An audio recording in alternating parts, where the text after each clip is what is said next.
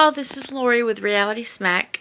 This video is going to be kind of short, but I wanted to do a little update on what happened this past weekend just because it was just, I don't know, it was just spiritually gripping and I really enjoyed it and it was an experience.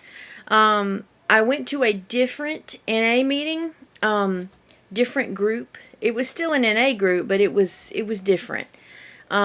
And each one, I've been told, is a little bit different. I talked to a counselor at the place I go to for group therapy, and she said, yeah, each one has a little bit of a different flavor, different vibe to it, even though it's the same basic principles and ideas that they promote.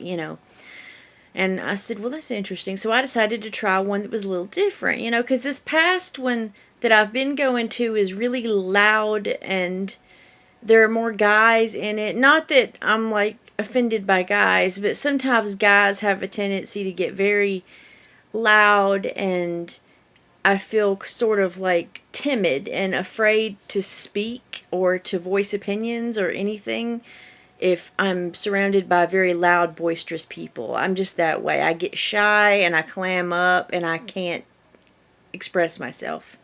I feel afraid. And I know that's one of my shortcomings, not theirs, but it's just something about me. And I went to this new group that's smaller. I mean, it's more like classroom size. The last one I was at, I bet there was 40 or 50 people at that thing. This one that I went to this past weekend was much, much, much, much smaller. Maybe 30 people tops. Maybe, if that. Could have been 25. But it felt like a school classroom kind of deal. It was smaller, more quiet.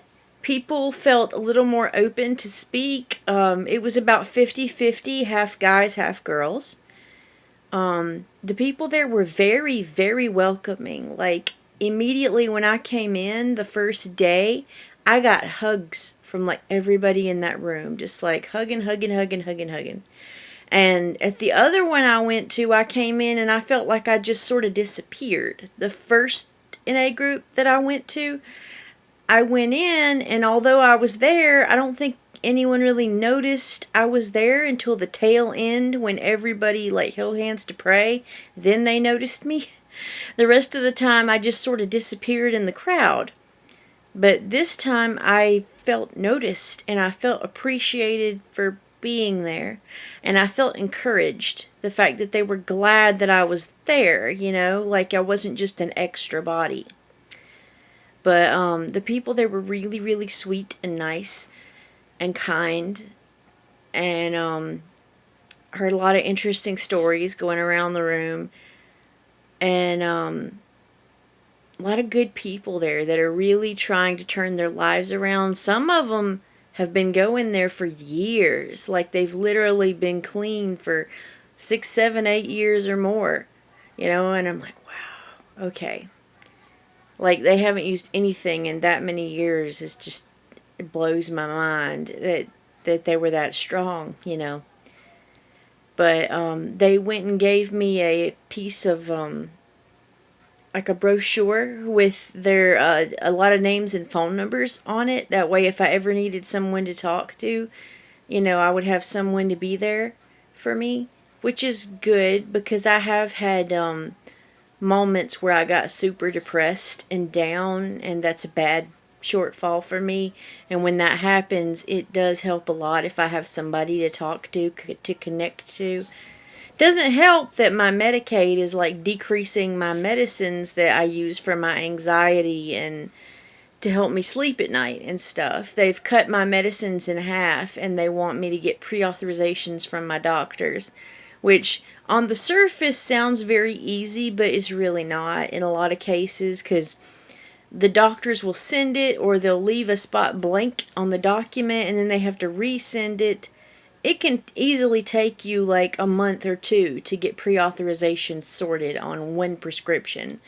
And I'm on 2 of them for anxiety, so that makes it really tough. Plus, I've been without my Lyrica for a while. They haven't been able to cover that. and that's a pain medication that I take. It's a mess. But I'm just saying, like, it's hard to manage your anxiety when your medicine's been cut, and it helps if you have somebody to talk to if you have a really bad day where you feel like you're just falling apart, can't breathe, heart going 90 miles a minute. I get that way. I have horrible panic attacks, and just having somebody that I can talk to if that happens, to keep me from falling apart and doing things I shouldn't and losing my ability to stay clean for those reasons is a good thing. Somebody to reach out to. But also another thing that was just amazing. They had a candlelight service at this NA. And so not only did we get to share, and it was in smaller numbers, but it was very dark. They dimmed the lights and had like this one candle in the center of the room. So I felt a little less of a spectacle. I felt like the eyes weren't staring at me and judging me. And, like when they want people to talk, they want people to share and participate to help keep their ability to be clean. And it's hard to do that when everybody's staring at you because you automatically feel very judged. But when the lights are low and there's just one candle in the middle, you feel a little less judged because it's dark and nobody can see you very well. And so you feel like you can speak, You feel less timid, less scared, less anxiety. And that's great for me. I love that one. I'm going to start going to that one every week. I love it that much. But I'm going again on, I think, Thursday.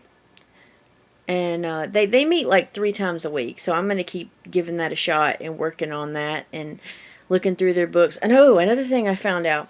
They gave me this little white book, which I didn't get at the other meetings that I went to.